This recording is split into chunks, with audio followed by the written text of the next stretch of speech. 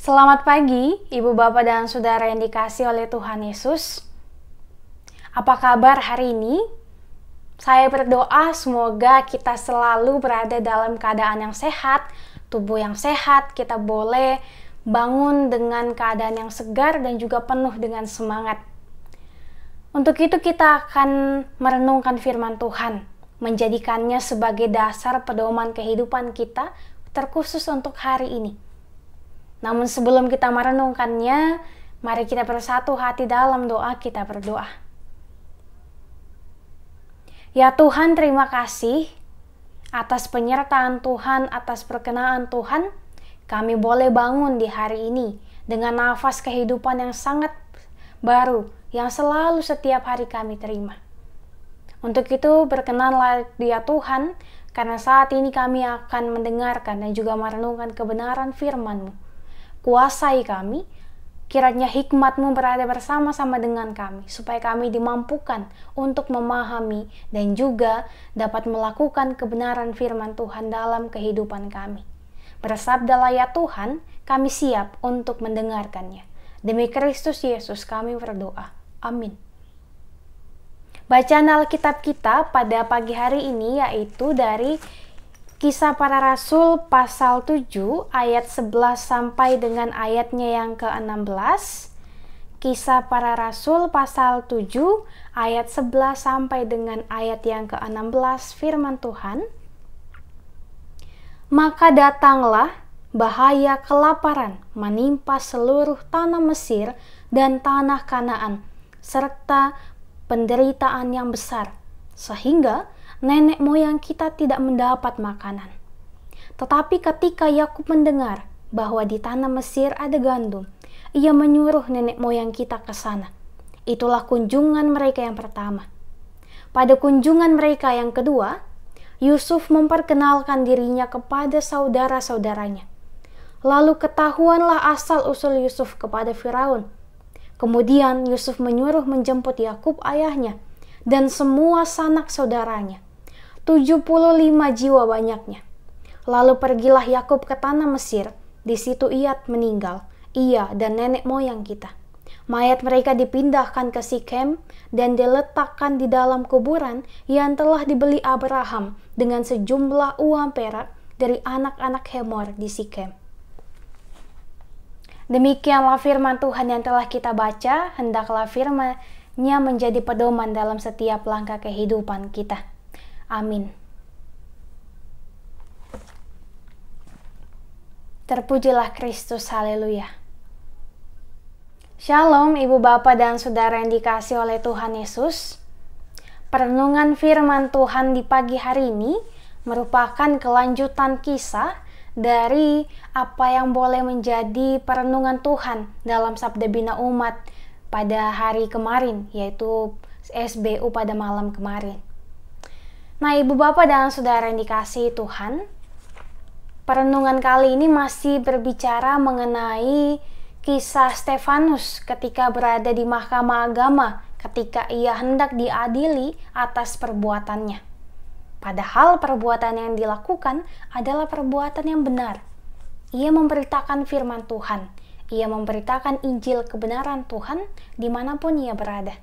Namun sayangnya, ada banyak sekali orang yang tidak mendukung dia, karena banyak sekali orang yang pada saat itu masih belum percaya kepada Tuhan. Nah, untuk itu Stefanus kembali menceritakan lebih lanjut mengenai kisah Yusuf, di mana Yusuf ini adalah seorang yang memiliki kekuasaan yang sangat besar di Mesir, yaitu pemilik kekuasaan kedua setelah Firaun. Tetapi perjalanan kehidupan Yusuf seperti yang kita ketahui bersama tidaklah mudah, Ibu Bapak dan Saudara. Ada begitu banyak tantangan, ada begitu banyak rintangan yang mereka alami, yang dialami. Ketika ia harus dijual oleh saudaranya menjadi budak di tanah Mesir dan dikatakan telah meninggal kepada ayahnya Yakub. Tentu ini adalah hal yang sangat menyakitkan bagi seseorang, terutama bagi Yusuf pada waktu itu. Namun hanya karena anugerah Tuhan, ia boleh diangkat oleh Tuhan, dipulihkan oleh Tuhan, dan kemudian ia boleh diberikan kekuasaan oleh Tuhan. Ibu bapak dan saudara yang dikasihi Tuhan, jikalau kita yang mengalami penderitaan atau yang mengalami mungkin saja kita difitnah ataupun kita mengalami kejahatan, diperlakukan tidak baik oleh sesama kita, oleh teman-teman kita, oleh siapapun itu, pasti kita akan merasa kecewa. Rasa kecewa pasti ada. Rasa marah tentu pasti ada. Dan ketika amarah menguasai kita, maka tentu yang di pikiran kita adalah bagaimana sih cara supaya kita dapat membalas dendam. Atau mungkin di pikiran kita semua berkata, kenapa kok saya bisa diperlakukan seperti ini? Toh saya berbuat baik, saya tidak melakukan kejahatan terhadap si dia. Tapi kok si dia tetap saja selalu membuat saya merasa tersakiti dan juga merasa terabaikan. Nah, dari situ bisa muncul dendam ataupun kita bisa dikuasai oleh emosi kita, amarah kita. Hal ini tentu tidak diinginkan oleh Tuhan ketika seseorang yang berbuat jahat kepada kita dan juga kita membalaskannya dengan kejahatan pula. Tuhan tidak menginginkan hal yang demikian, tetapi Tuhan menginginkan melalui sabdanya dikatakan bahwa jikalau ada yang membenci kita, maka janganlah membenci ia kembali. Melainkan marilah kita mendoakan dia. Inilah yang dilakukan oleh Yusuf, yang kemudian diceritakan oleh Stefanus ketika berada di mahkamah agama. Yusuf bukan membalas dendam kepada saudaranya sehingga ia membawa mereka ke Mesir, melainkan ia tetap mendoakan saudaranya, meminta pertolongan Tuhan kepada saudara-saudaranya supaya saudara-saudaranya dapat kembali bertaubat dan dipulihkan. Ia membawa keluarganya ke Mesir untuk diberikan kelayakan yang pantas bagi keluarganya. Walaupun sebenarnya keluarga mereka yang adalah gembala kurang diterima di Mesir, tetapi karena kekuasaan yang dimiliki oleh Yusuf, maka keluarganya boleh menerima tempat ataupun suatu tanah yang cocok dengan mereka. Untuk itu, ibu bapak dan saudara yang dikasihi oleh Tuhan Yesus, di sini kita diperlihatkan bahwa janganlah membiarkan amarah dan juga dendam menguasai diri kita. Belajar dari Yusuf yang walaupun diperlakukan sedemikian rupa, tetapi ia tidak memiliki dendam. Ia malah mendoakan saudaranya, bahkan memperlakukan saudaranya dengan sangat baik. Ketika kelaparan melanda kota mereka, ia datang untuk membantu keluarganya. Oleh sebab itu kita pun dituntut untuk melakukan hal kebaikan. Kita dituntut untuk tidak membiarkan amarah menguasai diri kita. Sebab jikalau kita selalu dikuasai oleh amarah dan juga kepahitan dalam hidup ini, maka kita akan selalu dibelenggu oleh yang namanya dosa. Dosa, dan juga kita selalu ingin melakukan kejahatan kembali kepada seseorang tersebut. Padahal itu bukanlah hal yang diinginkan oleh Tuhan Yesus. Nah, kepahitan itu dapat membuat kita menjadi orang yang terjajah atau dikendalikan oleh kemarahan, kebencian, bahkan dendam yang terus bergelut dalam kehidupan dan juga dalam hati dan batin kita, yang membebani langkah kehidupan kita ke depannya.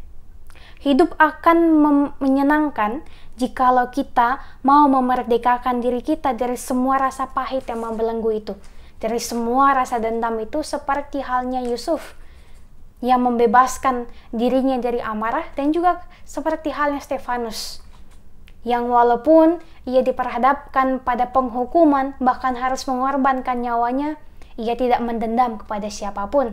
Ia tetap percaya bahwa apa yang dilakukannya adalah benar-benar untuk kemuliaan akan nama Tuhan, sehingga walaupun harus mati, ia melakukannya dengan sukacita, dengan ketulusan hati, karena ia melakukannya untuk Tuhan.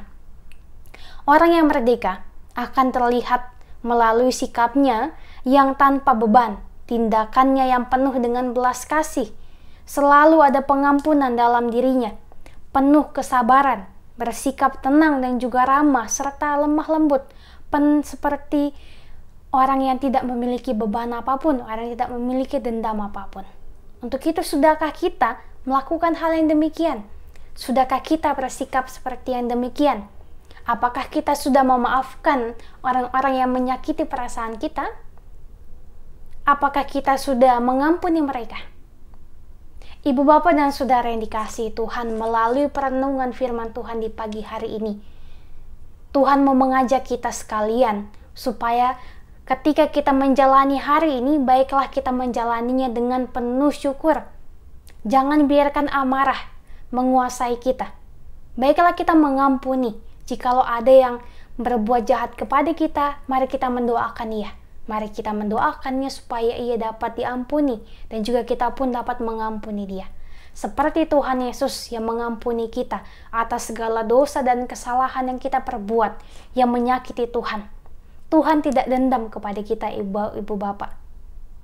Tidak ada sedikit pun terlintas bahwa Tuhan akan membalaskan dendamnya kepada kita sebab kita melakukan kejahatan kepada dia. Tuhan penuh dengan belas kasih. Ketika kita mengecewakan Tuhan, hingga pada saat ini pun kita masih diberikan kesehatan, kita masih bisa merasakan nafas kehidupan, kita masih bisa merasakan kesenangan. Itu semua adalah bentuk cinta kasih Tuhan bagi kita. Oleh sebab itu, marilah kita juga memberikan bentuk cinta kasih kita yang seperti yang diberikan oleh Tuhan bagi kita, kita berikan juga kepada sesama kita tanpa terkecuali. Baik itu bagi mereka yang menyakiti kita, bagi mereka yang tidak bertindak baik kepada kita, perlakukanlah mereka dengan adil, tetaplah berikan kasih, bagikan kasih, dan juga doakanlah mereka, supaya hidup kita tidak terbebani, hidup kita tidak dipenuhi dengan amarah dan juga dendam, tetapi hidup kita dipenuhi dengan rasa syukur. Bersemangatlah untuk menjalani hari ini, yakin dan percayalah bahwa kita manusia bukanlah orang yang tepat untuk menghakimi sesama kita ketika mereka melakukan kejahatan. Tetapi Tuhanlah yang akan membalaskan apa yang sudah selayaknya mereka terima. Untuk itu percaya bahwa Tuhan akan memberikan yang terbaik bagi kita. Ingat kata firman Tuhan, jikalau engkau marah, janganlah sampai terbenam, janganlah sampai matahari terbenam. Ini mau menandakan bahwa kita diajak Tuhan untuk tidak menyimpan dendam dalam hati kita, tidak menyimpan dendam dan juga tidak dikuasai oleh amarah. Kiranya firman Tuhan ini menguatkan kita untuk menjalani hari ini dengan penuh syukur, sukacita, dan juga ungkapan syukur hanya kepada Tuhan, sehingga kita dapat terbebas dari belenggu-belenggu dosa, dan juga kita dapat dimerdekakan dari rasa amarah dan juga dendam yang dapat menguasai kita. Kiranya firman Tuhan ini dapat memberkati kita sekalian. Terpujilah Kristus. Amin. Ibu, bapak, dan saudara, mari berdoa. Terima kasih Tuhan, kami masih boleh diberikan kesempatan untuk merenungkan firman-Mu yang mengajak kami sekalian untuk tidak mendendam, untuk mau selalu menguasai diri kami, sehingga kami tidak dikuasai oleh yang namanya amarah, oleh yang namanya dendam. Ajar kami Tuhan, supaya ketika kami menjalani hari ini, kami boleh bertindak seperti yang Engkau inginkan. Kami boleh melakukan kebaikan kepada siapapun tanpa terkecuali. Dan juga kami boleh mendoakan setiap sesama kami yang telah menyakiti hati kami. Kami percaya Tuhan bahwa bukanlah kami yang layak untuk membalaskannya, tetapi hanya Engkau-lah yang layak. Untuk itu Tuhan sertai selalu kehidupan kami. Senantiasa urapi kami dengan kuasa Roh Kudus, supaya kami mampu untuk menerima firman Tuhan, memahaminya, bahkan melakukannya dalam kehidupan kami. Ketika kami akan melanjutkan hari ini untuk beraktivitas, berkati kami Tuhan, berkati setiap apa yang kami rancangkan untuk masa depan kami, sehingga semuanya dapat berjalan dengan baik dan kami pun dapat beroleh hikmat dan juga berkat dari Tuhan. Ini kami ya Tuhan, ini syukur kami, senantiasa berkati kami di sepanjang hari ini. Demi Kristus Yesus kami berdoa dan mengucap syukur. Amin.